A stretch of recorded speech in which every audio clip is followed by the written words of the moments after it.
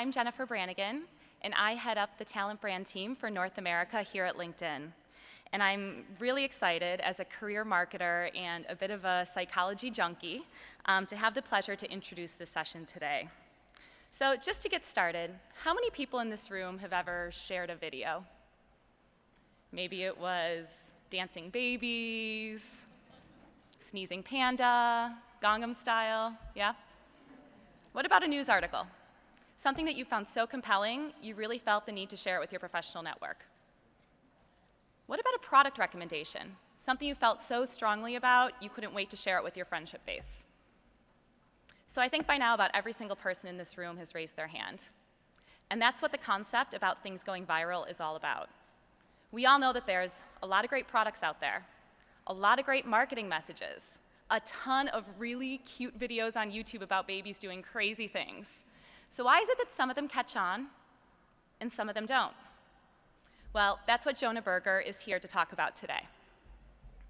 So Jonah Berger is a professor of marketing at the Wharton School at the University of Pennsylvania, as well as the best-selling author of Contagious, Why Things Catch On. Jonah's dedicated the past decade to researching how products, ideas, and behaviors become viral. So he's here today to take us through the secret science behind word of mouth and social transmission, and hopefully give us a few actionable tips today that we can take away to help make our talent brand messages go viral as well. So without further ado, Jonah Berger. Thanks. So I want to start today with a very simple game. And you haven't probably played this game before, but you'll get the hang of it very quickly. It's called Which is Tastier? So I'm going to put two things up on the screen, and I'm going to ask you which is tastier. Not which you wish was tastier or which you would like to be tastier, but actually which is tastier, okay? So our first contestant is a delicious head of broccoli. Now, broccoli has lots of vitamins and nutrients. Turns out, thanks to Wikipedia, I know that broccoli not only has lots of fiber, but also lots of great vitamin C. Who would have thought? Delicious, wonderful broccoli helps give you some of the vitamins and nutrients you need. That's contestant number one. And contestant number two is a cheeseburger.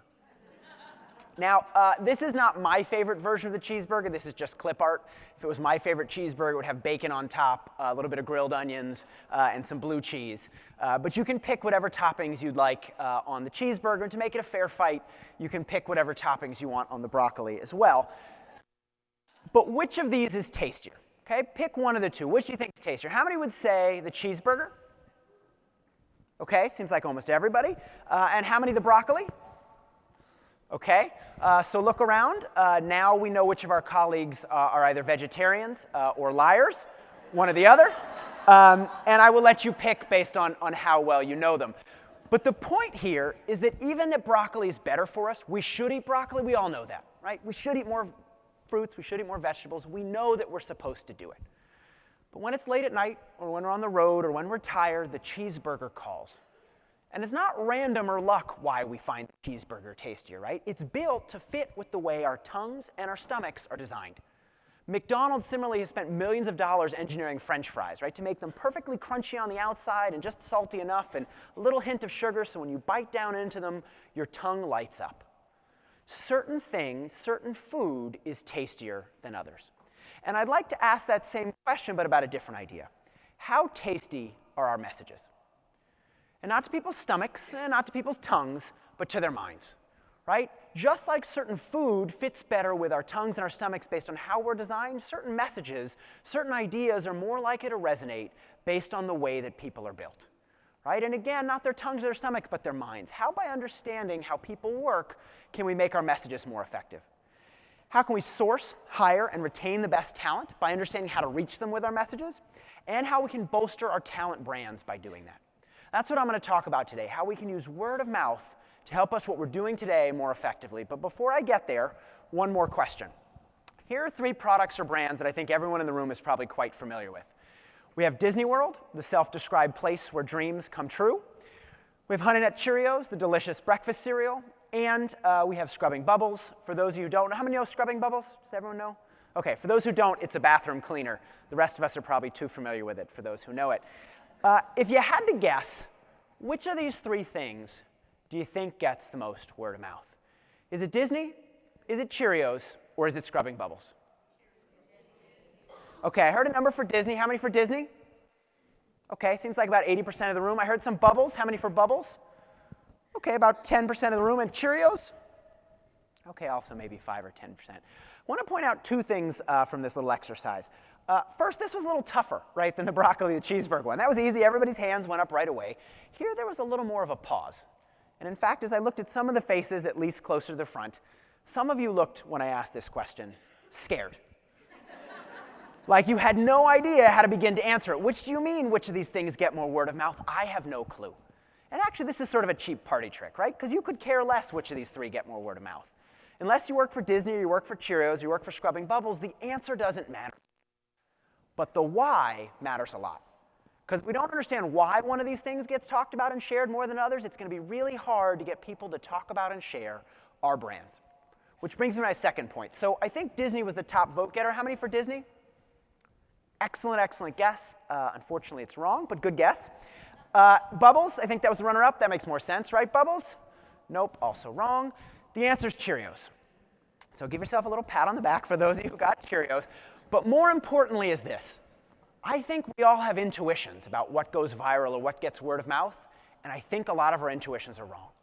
We might be spending a lot of time and money and energy in the wrong places. To make word of mouth work for us, we have to understand the science behind social transmission, why people talk and share. And so that's a long-winded introduction to a title slide. As nicely mentioned, I'm Jonah Berger. I'm a marketing professor at the Wharton School at the University of Pennsylvania. And what I'll do in the sort of 35 minutes we have together today is give you a brief tour of some of the highlights of my recent New York Times and Wall Street Journal bestseller, Contagious: Why Things Catch On. Everything I'm going to talk about today is based on rigorous academic science. But I found that when I put up a table with lots of statistics, it does one of two things. They either fall asleep, or they decide something is much more important to look at on their phones. So I'm going to try to keep you off your phones today for at least a little while by telling stories. Because as we'll talk about today, stories are the currency of conversation. But every story I'm going to tell today is based on decades of rigorous science. All of it's in the back of this book. All the papers are up at jonahberger.com if you want to find them. We'll take some questions at the end for those who have questions, so think about it in advance. But if you don't have time to ask all your questions, you can find me at J1Berger on Twitter or, of course, on LinkedIn as well. So let me jump right in. I think it's obvious already, but just in case this isn't clear, your company is a product, right? Not just what you sell, but your brand of working at your company is a product. It is something that people communicate about between them that impacts whether or not you get the best talent. And so really what we're going to talk about today, if you remember nothing else from this talk, how can we turn candidates and existing employees into advocates? How, rather than sending lots of marketing messages out there, by understanding why people like us and the science of word of mouth, can we get the people that already like us already to talk about and share the great things we're doing and help our brand succeed more? And indeed, we see lots of examples in this space, in the workplace space, of things going viral, right? Many of you probably saw the Quit video from a couple years ago to Kanye West's Gone song, right? So this girl quit her job, really funny, got millions of views online. Turns out the company did a pretty good job of responding. Many of you probably saw the response. You quit? Well, we're hiring. Good news, right? We have a slot. And I think they handled that pretty well, right? But some of these things catch fire, and sometimes we don't know necessarily why. Right? Why do some things catch on and others don't? Well, it turns out that word of mouth is much more effective than messages that come from companies. Indeed, if you look at the data, $1 spent on word of mouth goes about 10 times as far as $1 spent on traditional advertising. Word of mouth is much more effective at getting people to change their behavior than something that comes from companies. Any idea why? Why is word of mouth so much more effective? Trust, it's real, right? If you hear somebody say, I work there and it's great, you believe what they have to say. If you hear the company say it's a great place to work, people aren't so sure. And it's clear why, right? Companies always say we are the best place to work. We have the most fun. The photos always look like people are laughing in the break room. There's never a photo of someone depressed at their desk at 4 a.m. sitting there staring at the computer, right? They don't take those photos. Nobody says, you know what, we're the most fun company to work for. Everybody says we're the best, but because of that perspective, employees don't know whether it's true or not. But people that work there will tell it to them straight. Hey, I love this company, it's great, or hey, it's not so good, right? Because of that, we can trust what existing employees or people that have worked there have had to say. That's why reviews can be so powerful, right, of employers and people to work with. But it's not just the trust benefit. That's really important, but there's another benefit as well that's particularly important for recruiters. It's the targeting benefit of word of mouth. How do you find the right people to apply for the positions you have to offer? It's tough, right? Maybe you send out mailers and you buy email lists and you try to show up at conferences and do all those good things, but a lot of times you hit people that already work for you or that might not be interested. How do you find the right people?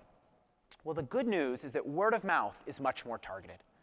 People don't share word of mouth randomly. They pass it on to the person or people in their social network that'll find that information most relevant. I'll give you an example of this. So a couple years ago, a publisher sent me a book in the mail. This happens often enough. They send academics books with the hope that we'll assign them to our classes, and they'll make more money in the process. But this time, they actually sent me 2 copies of the same book. I checked it out. It was exactly the same. So I was sitting there going, well, why the second copy? And then I found a little note inside of one of them that said, hey, Professor Berger, we think you'll like this book, but we think you'll also know someone else who will like this book. Pass the second copy on to them. And that's the first simple hack I'm going to share with you today, right? How, by turning existing employees and prospective employees into advocates, can we get them to do the sharing for us? How, by giving away to, using that idea, can we get them to go through their social network just like a searchlight to find the person or people that will be most interested in working for us? Because people tend to be friends with other people like them, right? If you're looking for some really good coders, people tend to be friends with other people like them in sociology. You know someone who's really good at a certain skill, they probably know lots of other background. And so how, by finding people that like us already and getting us to spread the word, can we get that message to catch on? Well, when we think about word of mouth, usually we think about online. We think about LinkedIn, we think about Facebook, we think about Twitter, and those are really useful technologies. Indeed, these technologies have made it faster and easier to share word of mouth than ever before. But if you had to guess, out of 100% all the way down to 0, what percent of all word of mouth would you guess is online? Of 100%, what percent would you guess is online? Heard a lot of numbers at once. I think I heard as high as 60 and as low as 4. Does anyone want to go outside those bounds? 2? Okay, someone want to bid on the high end? 90, okay, sold. The answer is 7. 7% of word of mouth as we know it is online. And I think it's really important, though, to interpret that number. Does that mean that online is not important? No. But it means that online is only one of the channels that people share through. And what's much more important than focusing just on the technology is the psychology. Because if you looked on LinkedIn, lots of articles get many shares and some articles get few shares. Right? If you look at other platforms, some people share certain things and rather than others. I just worked with a big electronics manufacturer this summer. They have 9 million followers on Twitter. So you'd think lots of people would share their stuff, and then they look at the retweets, and sometimes it's about 50 to 60 retweets out of 9 million people. It's not enough to think about the technology. We have to understand the psychology. Why do people talk and share certain things rather than others? And so we've looked at these questions in the past 10 years. We've looked at thousands of pieces of online content, tens of thousands of brands, and millions of purchases across the United States. And what we see again and again is that it's not random, it's not luck, and it's not chance. There's a science behind why people talk and share. As I'll talk about today, 6 key what I'll call steps that drive people to pass on all sorts of information, whether it's about a product, a service, whether it's about a job opportunity. These steps, these psychological principles drive people to share. For those of you paying attention, you'll notice that steps is spelled incorrectly. That's because I'm not very clever.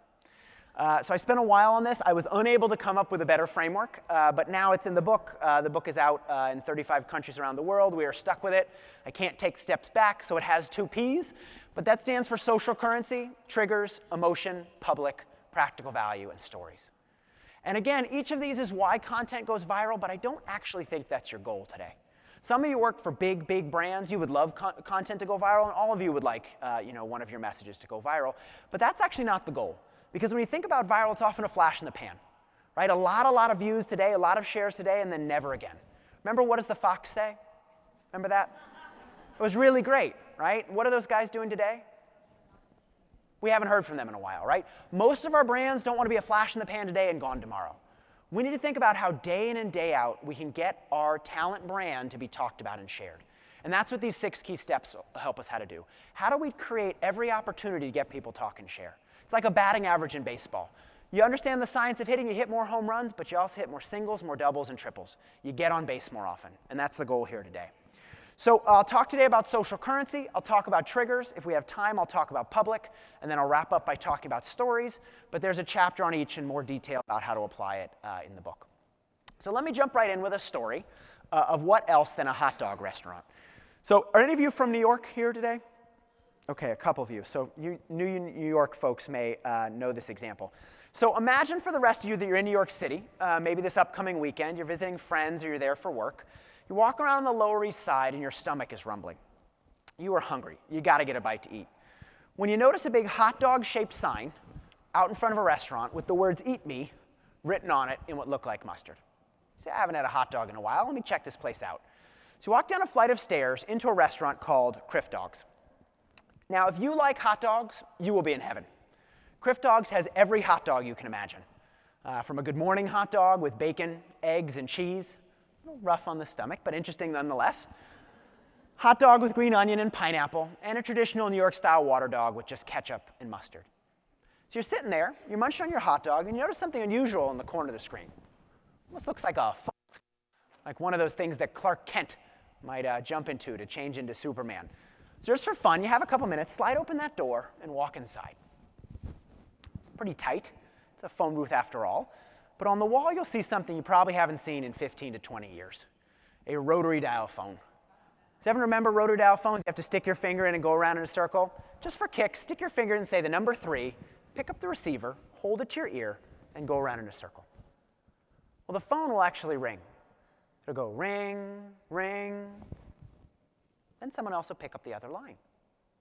And they'll ask you whether you have a reservation. Reservation?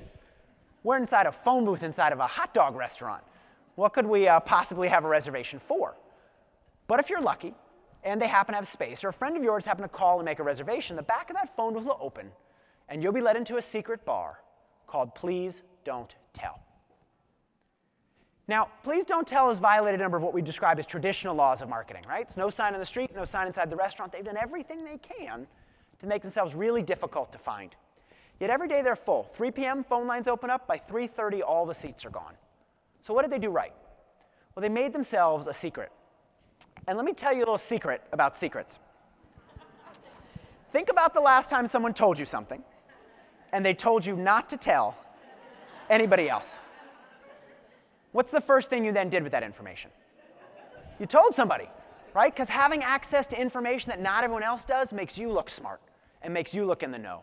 It gives you what I'll call social currency. Just like the car we drive and the clothes we wear, the things we say and the things we share affect how other people see us. So how can we get our employees and our prospective employees and the people we interview to talk about us by making them look smart and in the know?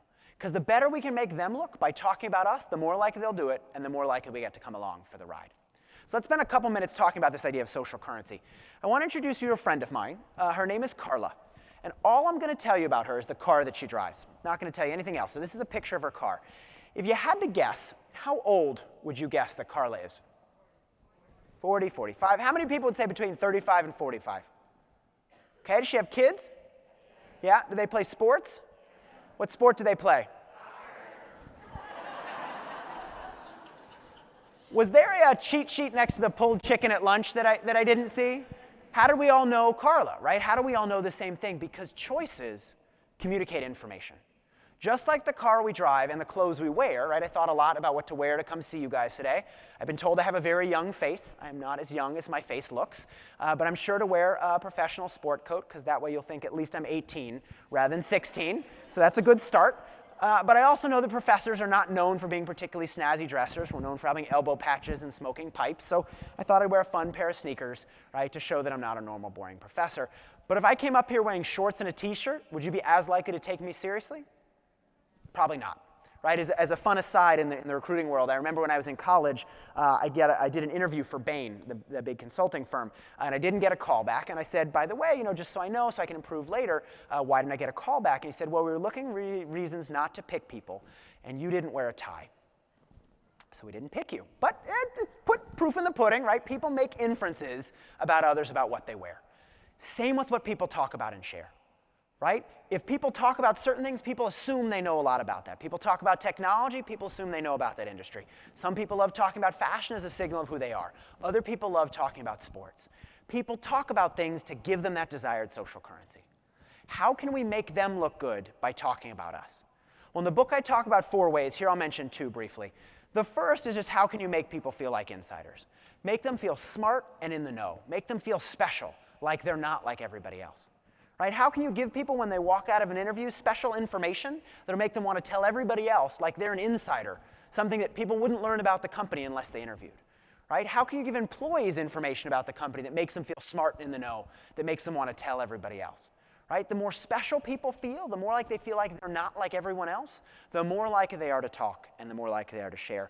You can think about content marketing for doing this, right? Giving people certain content, encouraging them to diffuse it to others, but also for employees as well. How can you give them a way to brag about you?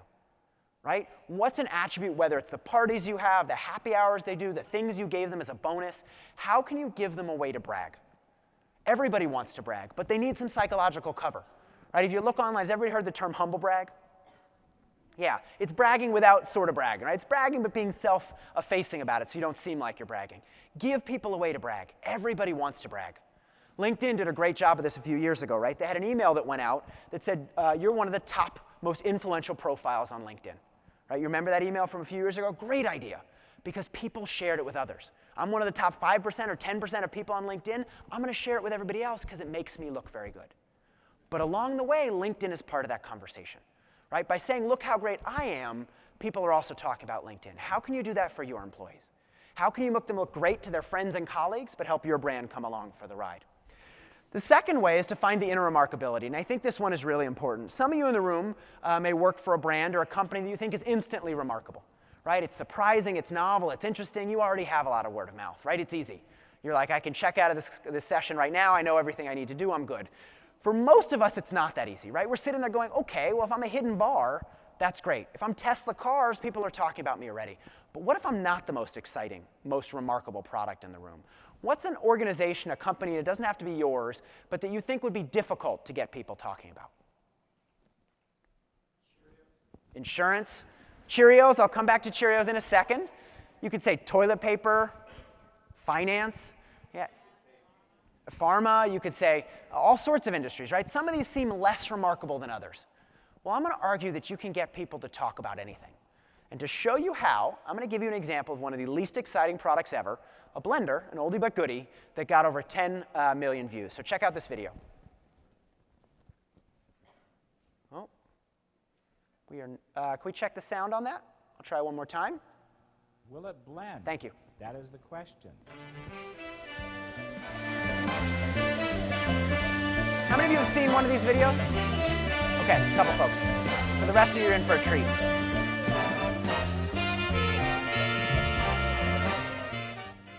I love my new iPhone. It does everything. But will it blend? That is the question. Let's find out. I think I'm going to push the smoothie button.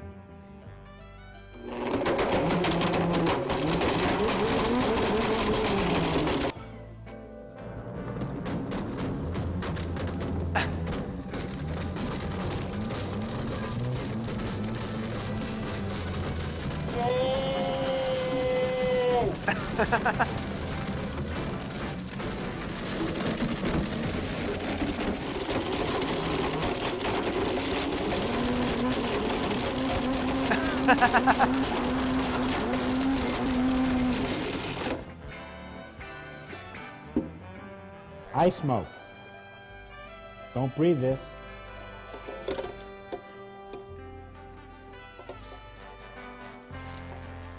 Now, you fans on YouTube have asked me to blend an iPhone, so I did it. But I have another.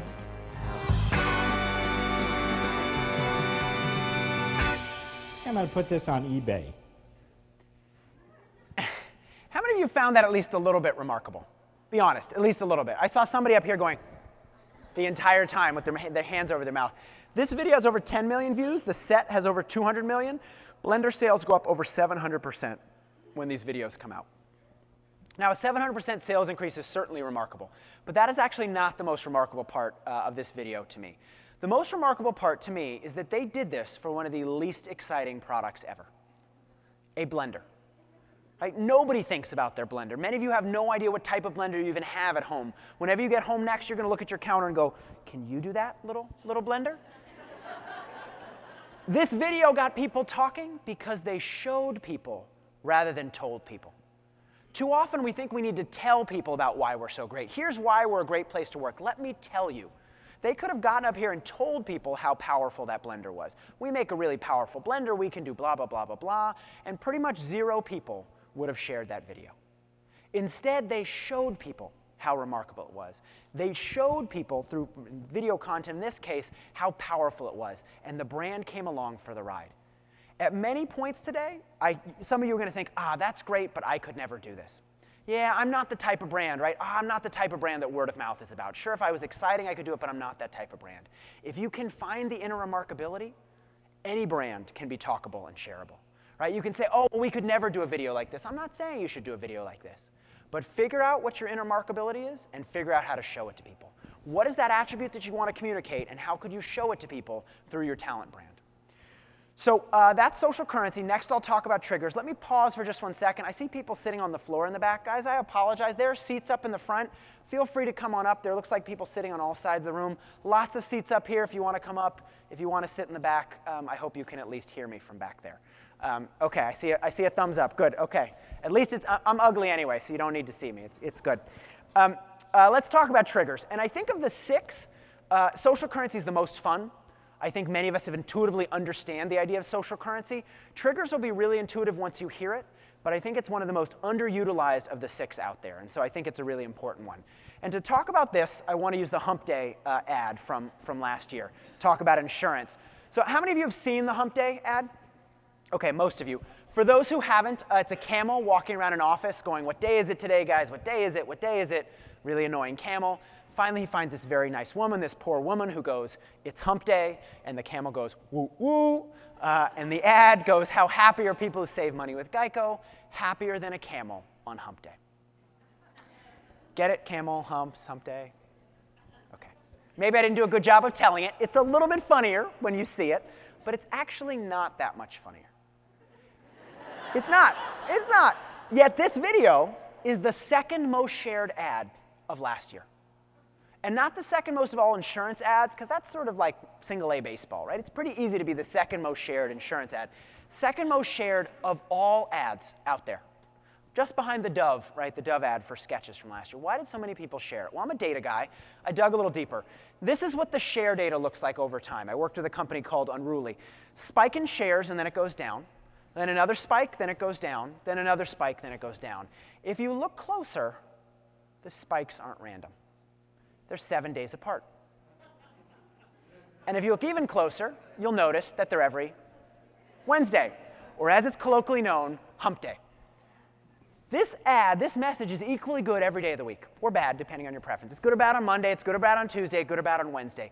But Wednesday rolls around, and it provides a ready reminder, what psychologists would call a trigger, to make people think about and talk about and share the message.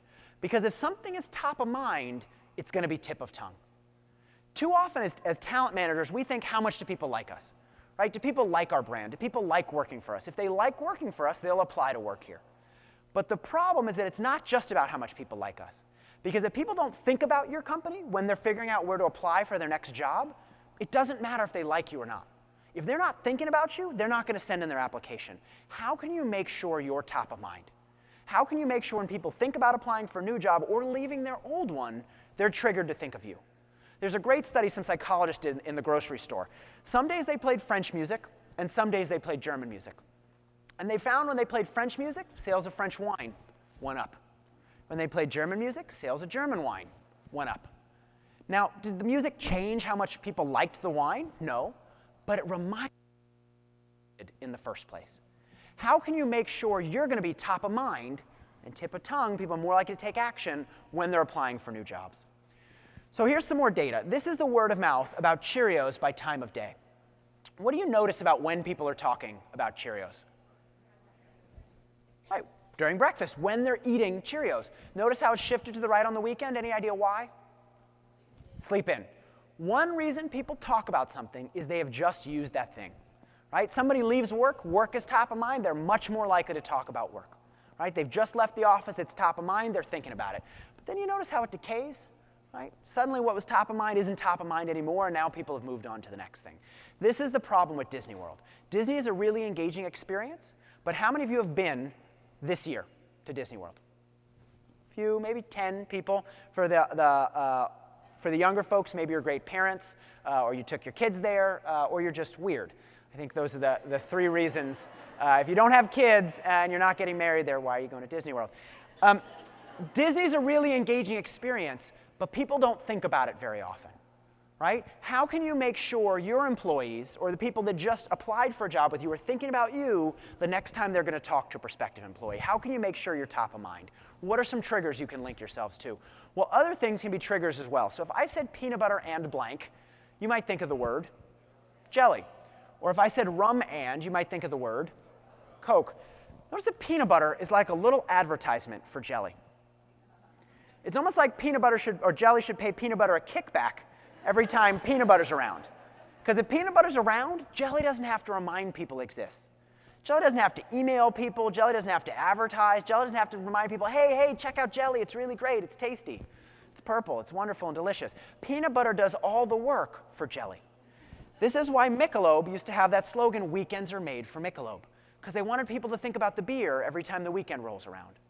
Corona's done the same thing with the beach, right? I challenge you to go on a beach vacation and never think about Corona. It's impossible. You're lying there in the sand, you're reading your book, you got your sunscreen on, and suddenly Corona pops to mind. You may hate beer, you may hate Corona, but you will think about Corona when you're on the beach. And what will it have in it? A lime. Think about how that works. It's not random or luck, right? The beach is Corona's trigger. The beach is Corona's peanut butter. And so I'd ask you very simply here is, what is your peanut butter? What's the thing that's going to remind prospective employees about you, even when you're not around? Because you can message them and email them and send them all the things you want, but what matters is that you're top of mind when they're applying for a job. How can you make sure that they think about you rather than thinking about someone else? What is that peanut butter? Right? And a good way to state it is, when potential employees think of a blank company, is it an innovative company, is it a company in a certain industry, how can you make sure that you're top of mind? When they say, I want to apply for this, or, oh, you know what, if I had a quit list, 5 companies that I work for if I ever quit my current job, how do you make sure you're on that list? How do you make sure you have a peanut butter so that you come top of mind? I think Hyperloop is a great example of this. So I was talking to a friend of mine who works at Tesla, and I was talking about Hyperloop, saying, oh, is Hyperloop ever going to happen? Why is Elon Musk talking about Hyperloop? He said, you know what? Hyperloop is actually a marketing ploy. But it's not external, it's for potential employees. Right? Because if we want to make sure that we're known in the Valley as a really innovative place to work, we're always thinking about the next most exciting thing. How do we do that? By talking about the next most exciting thing. Even if we don't build it, engineers know, wow, Tesla's a really exciting company to work for. Right? They're thinking innovative, they're thinking about the future. What are the types of things that you can talk about to cement your positioning as the company in a particular space you're working on, as the attribute that you want to communicate, right? How can you make sure, by figuring out what that is and communicating it, you have a peanut butter when people are thinking about where to apply? I'm not going to talk about emotion today. I can't talk about all 6. I'll let you read about it in the book. I'll give you a little spoiler alert. It's not that positive emotion increases sharing and that negative emotion decreases sharing. It's actually a little more complicated than that, but I'll let you read about it in the emotions chapter. I will spend a couple minutes talking about public because I think it's a fun one. And to do this, I want to talk about a little experiment that I ran in one of my MBA classes a couple years ago.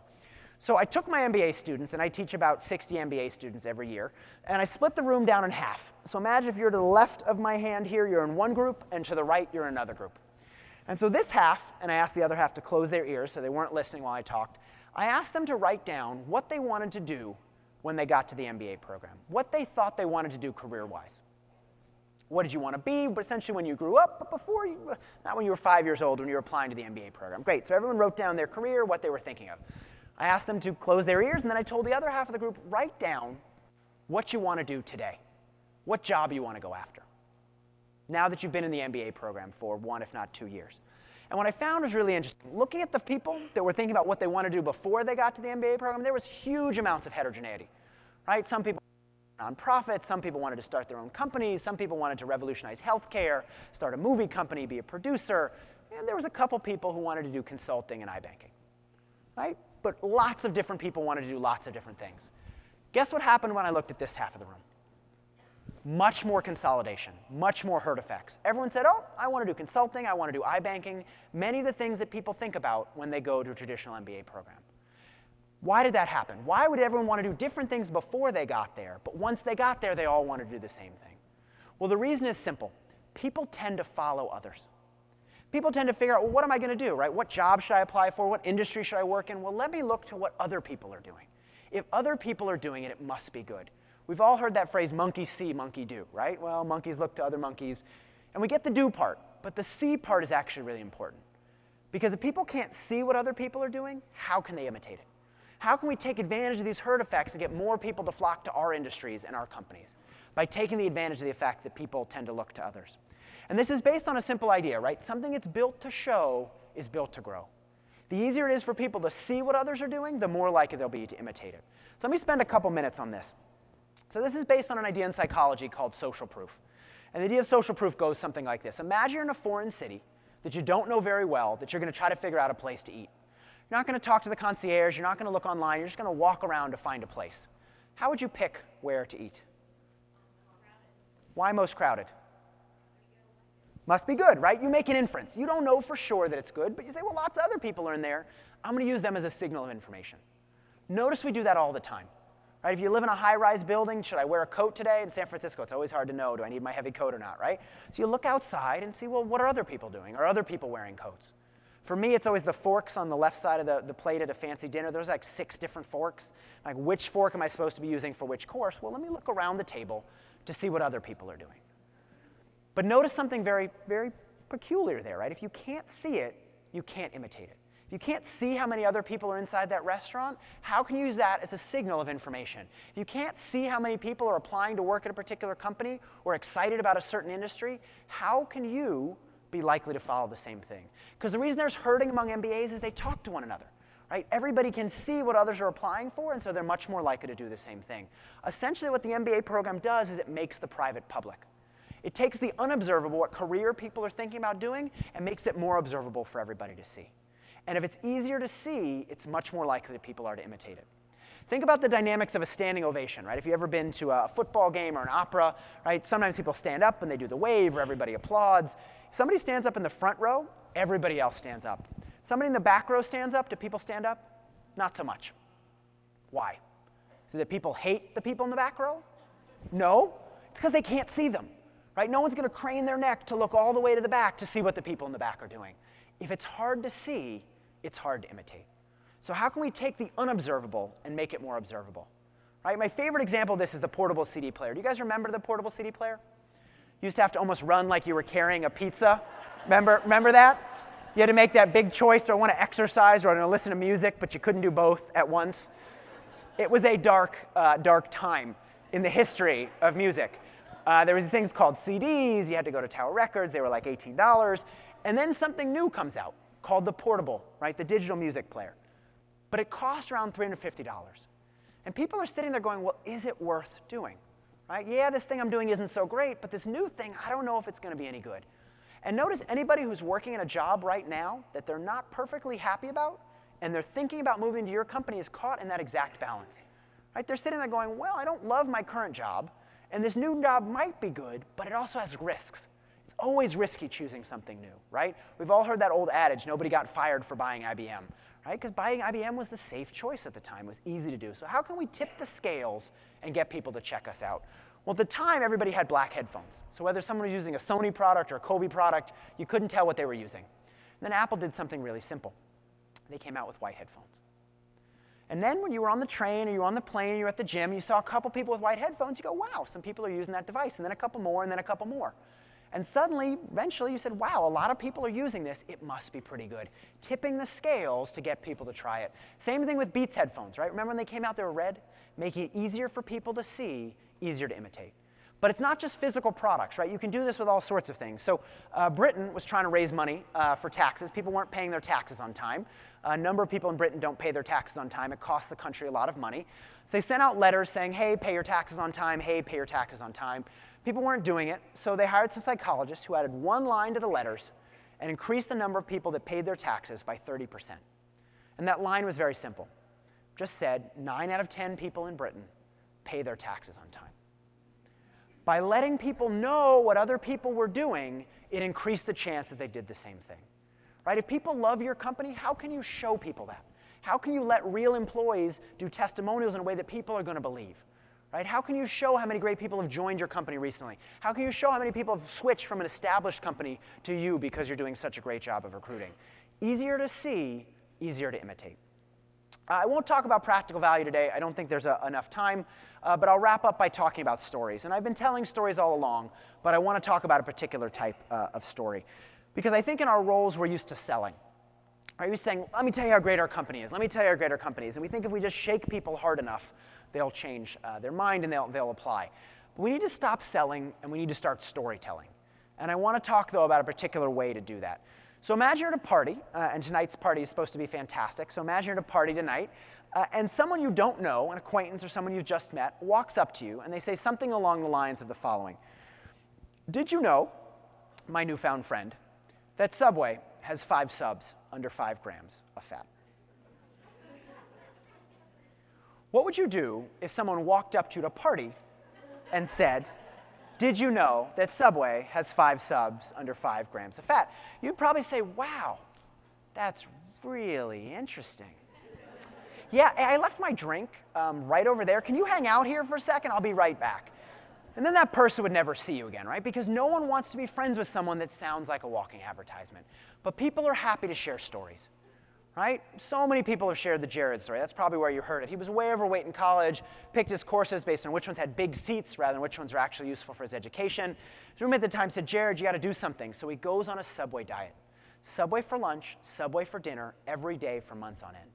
6-inch for lunch, foot-long for dinner, veggie sub, tuna sub, cold cut trio. Eventually loses over 180 pounds on a fast food diet. That's a pretty impressive story, right? 180 pounds on a fast food diet. But notice what you learned about Subway while I was sharing what just seemed like idle chatter. Think about what you learned about the brand. Well, you learned that it has healthy subs, not just one, so many that you could eat there for months on end and not actually get tired of it. In fact, everything that's hidden on that side of the screen is actually hidden inside that story. It's what I'd call, it's not just a story, it's what I'd call a Trojan horse story. It's a vessel or a carrier of information. Good stories are not just engaging, they carry information or morals or messages along for the ride. Think back to Will It Blend, right? That blender ad I showed you where they drop an iPhone in the blender. If you had to fill in the blank, they make a very blank blender. How would you fill in that blank? Powerful, which is exactly the attribute they want you to remember. They built a story that carries the message for the ride. Same things, right? If you have kids and you tell your kids not to lie, well, they'll cheerfully go back next week to doing whatever they were doing before. But if you tell them a story, like the boy who cried wolf, not only will they pay attention because they want to figure out what happens to the boy, but at the end of the day, they'll learn that lying is a bad idea because that message comes part and parcel of the story. Let me give you one more example of this. It's called Panda Cheese. It is not cheese made from panda milk. That would be very remarkable. I'm not even sure it's possible. And even if it was, you'd have to wear a lot of padding and run very quickly. But it's a company, an Egyptian company that makes cheese called Panda. And I want you to watch a couple of their messages. Check out what they do. Please. Can I make you a cheese sandwich? No, I'm not hungry.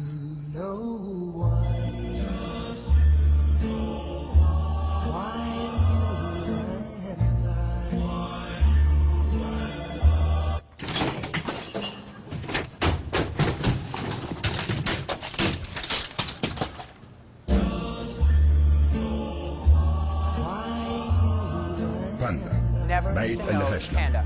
I'm going to show you a couple of these.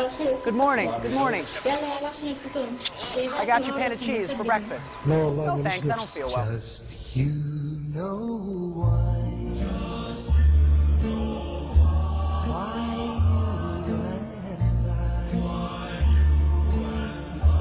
will by and by.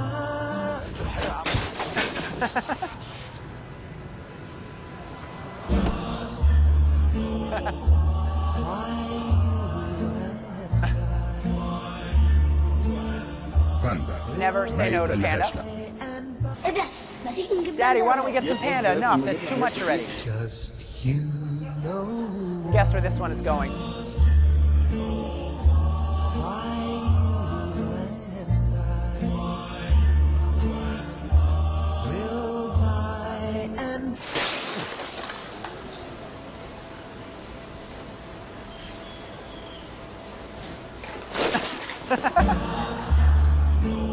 Panda. ما Never say يتقلهاش no لا. to Panda. And last but not least, Daddy, why don't we get some Panda? Just you know why. Get one. Why you and I. Get one more.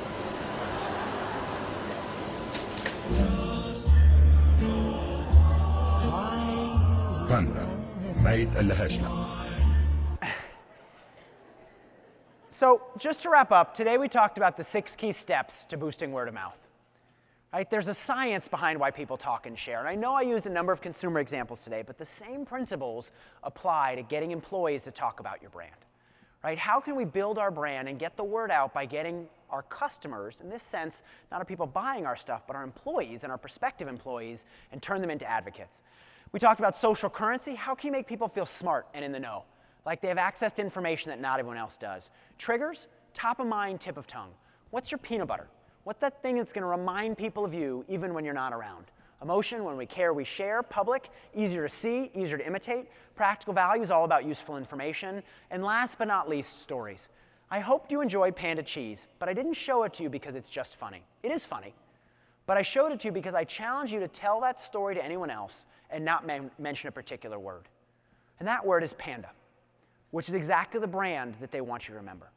Right? They didn't just build a funny piece of content, they built a story that carries their message along for the ride. Right? When people put their kids to bed at night, nobody tells bedtime facts. Doesn't happen. Nobody tells bedtime facts, or maybe you do, but you're an interesting parent if you do. People tell bedtime stories, and the reason is that's how people communicate. So how can we give our employees and prospective employees in the industries you work in great stories to show, not tell, but show what a great company we are to work for, right? You've heard this example again and again, but when people talk about Google, they don't talk about what Google does with 99% of their time, right, which is ads. People talk about driverless cars, people talk about Google, talk about how amazing the lunch is, right? All of which are things that position Google as an innovative company. How can you figure out what that attribute is that you want people to talk about and share and build a story around it? And so just 2 key next steps for the end of this. I saw many of you taking notes. I hope you've had a really great time today. I know there's lots of great talks on the docket. And so I know when you get back to the office, you'll be overwhelmed with things to do, what to do next. Well, the first is find your message. What is the thing or things that you want people to talk about? It's not enough just to say, we want more word of mouth. Right? I work with all sorts of companies and organizations. Saying you want more word of mouth is not enough. What do you want people to say? What's the message or messages you want them to communicate? And then how can you apply the steps around that message or messages? How can you give people social currency? Existing employees, people that even just tour the office. How can you give them things that make them look smart and in the know? Right, that make them look good in the industry they're in. Triggers, how can you find that peanut butter? And in case it's useful, there's just a free workbook up on my website, jonahberger.com/resources, that'll give you some questions to begin to think about each of these ideas. Right, I know for some of you this may be new things to think about. For others of you it may be exactly what you've thought about before, but a way to sharpen it a little bit. Because again, it's not random, it's not luck, and it's not chance. There's a science behind why people talk and share. How do we get our talent brands out there? We get our talent brands out there by using word of mouth. By understanding the science behind social transmission, we can get people to talk about and share our brands, and we can get our brands to be more likely to catch on. Thank you very much.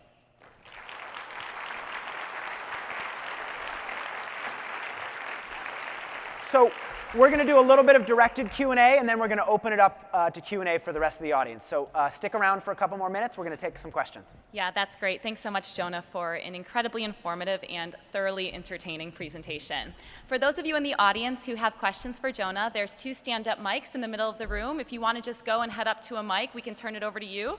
But I thought I would start just by asking you, Jonah, how did you become interested in this topic? It's fascinating. Oh, thanks. So I think all of us are interested in word of mouth, right? We've all seen videos that gone viral, or we get to the office on Monday morning and people are talking about a certain thing they saw over the weekend. And I think we've all wondered about that. But I wondered why, right? I wondered why that works. And so we actually started collecting some data now, probably about 10 years ago, on what content went viral on the New York Times. And by doing that, we noticed some interesting things, and we got to think about it more and more. And we realized there was actually a pattern or a science behind it, some key principles. And so the things I talked about today are some of our research. We're still doing ongoing stuff. But to me, it's a fascinating, interesting area that I think touches all our lives. Fantastic. And it looks like we have a question up there. Hello. Whoa. Hi.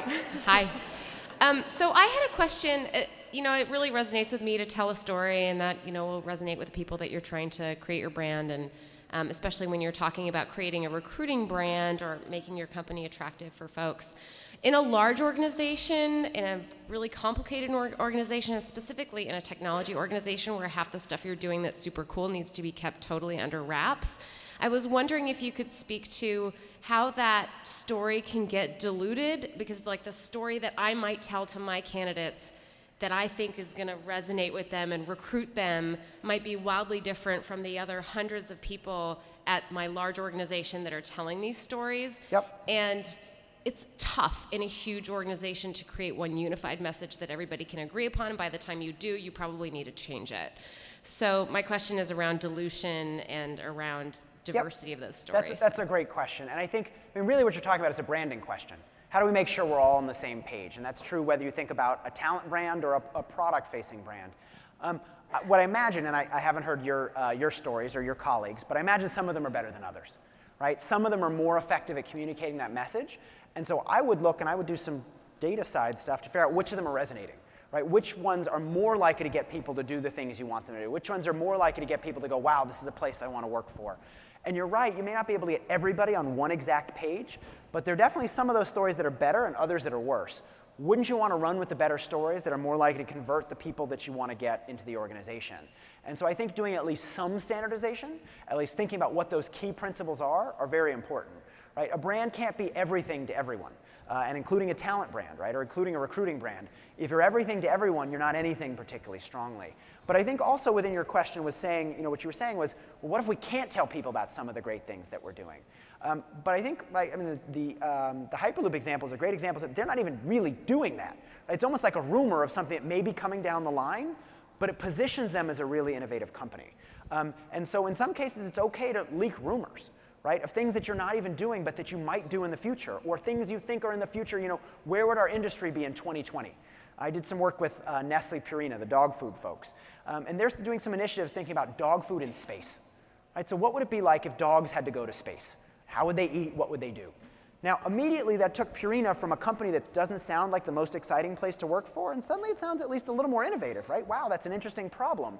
And so by thinking about what those things are, I think it helps position them in the right places. So I agree with you. You can't get everybody on the same page, but at least circling the wagons a little bit is helpful. Go ahead. Oh, thank you.